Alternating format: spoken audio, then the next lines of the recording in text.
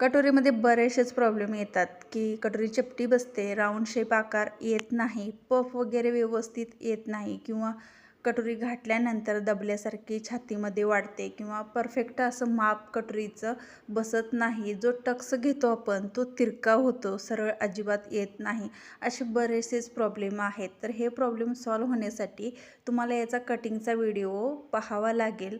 तो पाहायचा कसा तर तुम्हाला सांगते. हे व्हिडिओ आपला चालू आहे. चॅनेलच्या नावाच्या खाली त्रिकोणचा ऑप्शन तुम्हाला दिसतोय, तिथं जाऊन तुम्ही क्लिक करू शकता.